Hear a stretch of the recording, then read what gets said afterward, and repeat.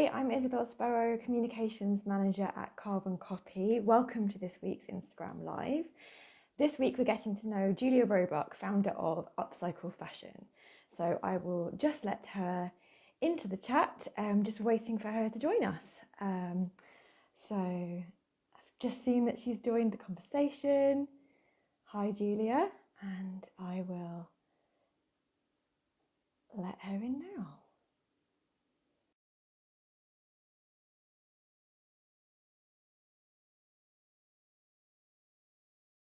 Just loading. Oh, hello. Hi, Julia. Hey Isabel, can you hear me? Yes, I can. That was pretty seamless, actually. I think you did quite well there. Excellent, excellent technology. How are you today? Yeah, good, thank you. Good, I'm good. I'm excited to have a bit of a chat with you guys about circular communities and sustainable fashion, and yeah, have a bit of a chat through and see if we get any questions or how we can keep that just keep these conversations going. I really liked the other live chats that you did. I watched those back, so it's great that Good. you can listen to them and watch them back. Excellent. Well, just to get started, can you tell us a little bit about yourself, about your background, and how you got your initiative, Upcycle Fashion, off the ground? Yeah, absolutely. So I studied textiles at Chelsea College of Art and Design back in 2005. And at the time, Chelsea College of Art and Design had a hub called TED, Textiles Environment Design, which is now a different name, but around circular communities, but it's still led by Becky Early and an amazing team there. And we just had exposure to so many fantastic lecturers, visiting researchers, professors who were all predominantly focused on sustainability and fashion. And that played a massive role in my BA education. And fed through into a lot of the work that I was doing on that textiles course, predominantly around post-consumer waste. It's always been my specific area of focus and slash obsession.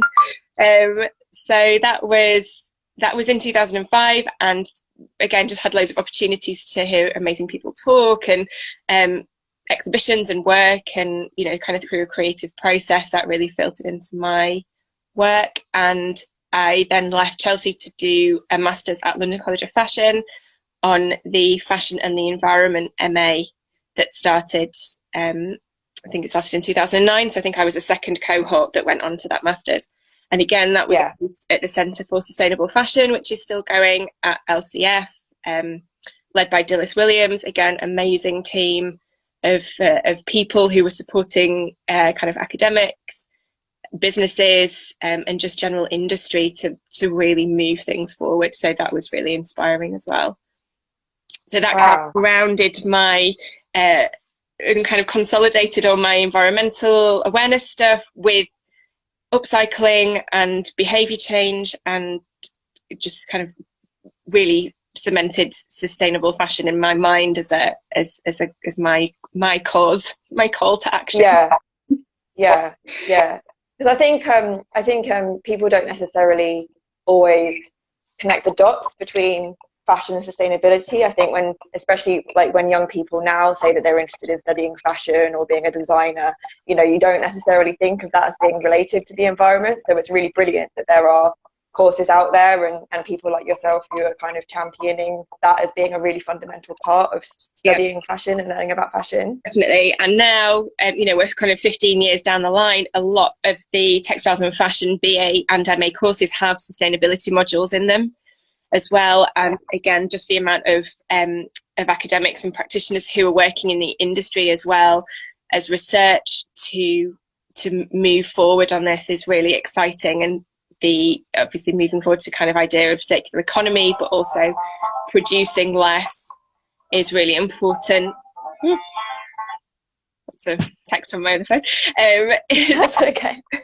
So I feel that the young designers and the graduates that are coming out of those BA courses now are a lot more aware and a lot more have that kind of call to action, and the youth climate movement that's also sort of running parallel is bringing young people through to the fore of design that can make a massive impact.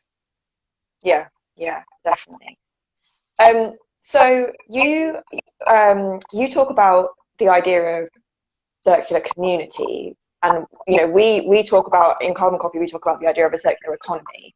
um, Yeah. and you use this term circular communities, and kind of what does that mean to you? What is a circular community? So to me, circular communities, I use the term because it means that everybody can have an active role to play. I think sometimes when we talk about a circular economy, it's really quite limited in some people's minds, specifically to manufacturing. So it's about, making new jeans out of old jeans. It's the kind of recycling. It's predominantly to do with industry rather than people's personal kind of daily lives. So for me, circular communities is a way to engage everybody in a fashion system that sits outside of manufacturing and consumption, and that it sits within a place where everybody can be part of something at a very, very local level to celebrate the clothing that already exists within our community. So if you think about it as a community wardrobe, the clothing that's in all of our wardrobes in your local village or town or even city, depending on how far you're able to define your locality, is an asset. And it's something that I think has joining up the dots between people and places and projects to extend the longevity of clothing is something that is essential in the fight against overconsumption and, as a result, prolific textile waste. We already have quite well-travelled routes within our society in terms of the charity retail sector for donating clothing. But the problem lies in that not by any stretch is an equal amount of the population then choosing to buy pre-loved clothing at these places, whether it's a vintage shop or a second-hand shop in your local town, and that's the problem. So people will merrily donate their unwanted textiles on the way to the high street and the out-of-town shopping centres and not really think about trying to join up those dots. So a lot of the work that I do is to celebrate the clothing that we have that's maybe unwanted by some people but then would be treasured by other people, and just reframing how we make that available. So whether that's swapping, renting, mending, just generally handing out, thinking about food banks, and especially at this time, clothes banks, how we get close to people who need it and how we can celebrate the clothing that we own as a collective community, improving it. So that might be upcycling it or just keeping it going for as long as possible in its current state. So repairing, an amazing leather jacket, or, it doesn't always have to be about transformation, but just longevity and value in these objects that we have become so disconnected to because of an incredible global supply chain and everything that's brought us to this point. But what's happened in that process is that we've just lost attachment and connection, and we need to start valuing these really important resources way more than we do to stop textile waste happening. So for me, and the way that I work with circular communities is giving an opportunity for everybody to be engaged with the circular system, rather than feeling that it happens elsewhere or it has to happen in manufacturing or industry and people can't connect to it. Everybody can connect to it, and everybody should connect to it. Yeah, that's really brilliant. And it sort of answers the next question that I was going to ask, but I feel like there is possibly a slightly different way of approaching the answer. Is that, obviously a lot of people feel like fashion is a really, really important way of making yourself individual. It's a very individual choice. It's a way of expressing yourself, and something that is so individual as the way you dress. How can you convey messages about that on a community level, and make sure that people engage, as you say, like with a whole community approach to circularity, rather than feeling like it just has to be them as an individual taking the actions. So I think that again, through a circular approach, it's more individual. It's got the opportunity for everybody to be truly unique in what they are owning and purchasing. And when you are, you know, in the ownership of clothing, I don't think you truly own it unless you can mend it, unless you know where it's come from. You know, we become better owners of clothing and purveyors of fashion by knowing more about what we have, by valuing what we have, by extending its longevity. And in that inherently becomes completely unique and personal to you, because you have mended it here and you stitched a lining on here that you got from your grandma's coat. You know, you make it more personal to you through the stitches that you use and the stories that you tell, or you know exactly where you've acquired it from. You know, one of my favorite things about clothes swapping events is when somebody takes something that another person has brought and they have that exchange of history of the garment. You know, it's almost kind of that, because they're taking on a new custodianship of it. It's handed over to somebody else, and here's its history, here's why I bought it, and here's why I don't want it anymore. And then the new owner takes that on, and in those stories and in that resilience is just is a better way to consume fashion than the very linear, very brief system that a lot of people are engaged with now. So for me, a circular approach to extend the useful life of clothing within our communities is more fashion than going down to the high street and spending 20 quid on something that you're going to wear for 3 years. Yeah, or 3 days. Or 3 in some cases. Yeah. I use that 3 years because that's 3.3 years is the average active lifespan of a garment that came out of the WRAP report in 2017. So I will sometimes the 3.3 years is.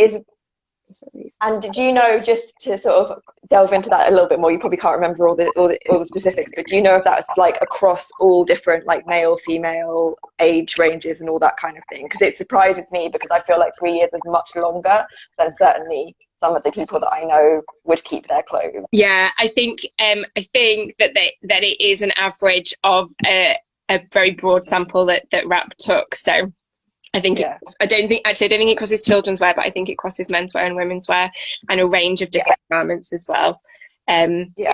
But Kate Fletcher did some amazing research in her Craft of Use project a few years ago, where she recorded a kind of oral history project almost, really, with conversations around people with their favourite items of clothing that had really lasted the test of time, and extrapolated some data from all those conversations to see the examples of materials that were kept the longest. So things like denim and wool, you know, were inherently kept for longer and mended and respected and valued, these materials. And I think there's something really interesting again in that, and being able to, by understanding what we keep and how we keep it, we can potentially design for longevity as well. So that idea of designing for ability and designing for longevity. Designers have such a massive role to play. And again, just like I said at the beginning, I'm very excited by the young designers that are coming through that really hold these values in their work. They're not about, producing as much as possible or overconsumption or glamour for the sake of glamour. They're really producing considered collections that respond to and reflect people's values and needs, and balance with an environmental need as well. So exciting things happening. What would you tell someone if someone came to you and said, you know, like, I think there's a problem with textile waste in my community, what can I do about it? What would you say? Like, what are your top tips for someone? So my top tips would be to firstly make yourself known to and support and volunteer with any existing schemes that might already be in your community. Like I mentioned about charity retail, so if you've got charity shops, if you've got a food bank that's also handing out clothes, if you've got a lady that's making t-shirts into shopping bags and selling them at a Saturday market or something, try and reach out and get in touch with all of those people, and try and get people together, really, would be my first piece of advice, is that bring in people who think like you and who are working to produce solutions along the same sorts of lines. fit, and then whilst you can do that, you can also then, a lot of very quick solutions will come to the fore, because these people do exist, they are out there, and they've got amazing ideas, and they're really passionate about what they do. But I think it needs to be organised, it needs to be collective. And then I would look to reach out and see also if you can tap into anybody who is already mending, altering, repairing. Mm-hmm. At this time, a lot of those companies have made themselves a lot more visible online, which is great. They weren't this time last year. It might not have been as easy to find them online as it would be now. But, and again, especially going into second lockdown, try and connect with those people digitally and see if they are still mending, or providing an alteration service. Bring them in, and to get making. I think yourself, it would be my other thing, is to make sure that you can stitch on a button, can you mend a hole, and be visible and celebrate it about it as well. You know, we're chatting on Instagram, and we've got all these great online visual platforms that can, and or already there are lots of people sharing beautiful images of mending and repair and upcycling and sustainability within fashion. And I was to say, make it visible and talk to all your friends about it. And where the great thing about fashion is, and it can communicate, it actually communicates just by the wearing of these pieces what we're trying to say. So making the most of that visual element and celebrating it, and love it. So tap into existing routes, because there will be some, they might just not be all being brought together in your community. Try and make it a bit more organized. If there's a group, if there's a Facebook page, if there's not, people might be engaging with different parts of it. So you might maybe have a fashion revolution group, or you might have a craft group or a stitch group. And again, see if there's some opportunity to bring those groups together around the same, along the same themes of circularity, and try and see if there's any way that we can make that a bit more organized. And number 3 would be to get practically stuck in and just start sewing. And teach somebody to sew who doesn't know how to. I'm about to ask something that I didn't tell you that I was going to ask you, and I don't know if it's a little bit cruel, but are you wearing anything right now that you have fixed or mended or upcycled? Oh, good question. I am actually. Yay, good. Well, this is a top. This was a people tree dress, but I got it in my 20s, and then it suddenly dawned on me that it was a bit of a length that might not be appropriate for a mother of a small child, with the amount of bending over and picking up that I was having to do. So it got quite short. So I decided to cut it off, and I just made that into a top. Oh, excellent. That's very good. And people tree is already like eco, like organic cotton and stuff, isn't it? So that's like, people tree are amazing. Good. So so I made this into a top, and then the band that I cut off has become the waistband of another skirt. Yeah. Oh, that's brilliant. So like 2 items out of 1. That's brilliant. Yeah. So you're like practicing what you preach. That's really unique. All the time. Absolutely. Yeah. Rewearing, repairing, upcycling, mending is something that I'm so passionate about. And this is my official work from home cardigan. So on pretty much every Zoom call, I am wearing this, because if I've got this on, this is my work from home uniform. This cardigan that I'm wearing now, but I didn't make it. And I think because I never leave the house wearing it, it stayed quite good. And I never seem to wash it, because I'm always wearing it over things as well. I'm really fascinated by how people launder, and what they launder and what they don't launder, and why.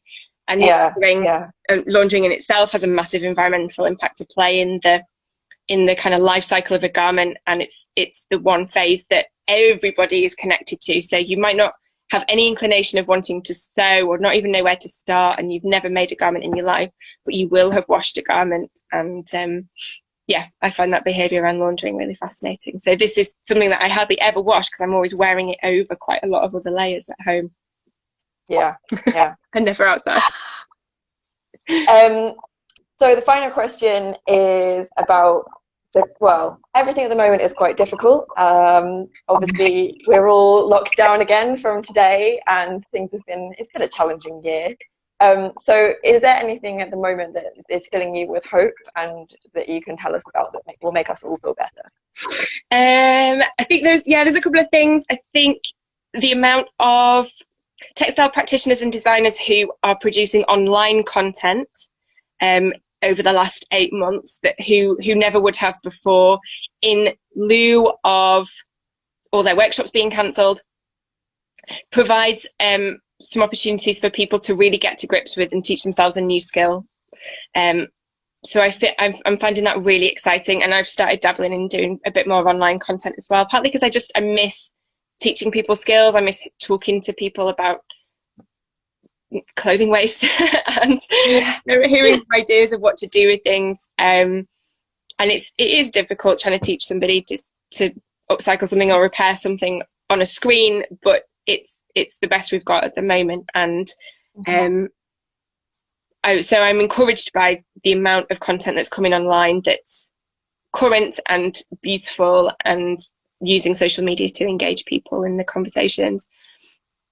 And something else that I think is really important, again with my kind of circular communities hat on, is how communities have just come together so much to help each other out and to provide solutions to people who are really struggling and vulnerable, and how communities have provided solutions to a problem. We don't exist in isolation. We can't thrive on our own independently. We are part of a whole connected being, and people, I think, truly realizing that we're not all siloed consumers who are just there to buy things, that we have more to give, and there's more to life than shopping and buying things, and that our economy is completely flatlined, but our GDP doesn't measure us helping out our neighbours with their shopping. It doesn't measure the community litter picks that happen all socially distanced. And there's so much I'm hopeful that people are seeing and feeling that isn't counted for through monetary value. There's more to it, and we need each other, and that fills me with hope and love. Well, that's a really lovely place to finish. It was really good to speak to you, and I think if anyone's watching this on replay, we'd really love to hear about your own upcycling projects and any really good examples you've got that you can share of people who are doing great stuff with textiles and fashion. And if you want to speak to Julia about it and get her help with learning how to sew, etc., then we'll stick all her details on here as well. Yeah, perfect. Thanks, Isabel. Thank you. It was so lovely to speak to you. Yeah. Cheers. Bye. Bye.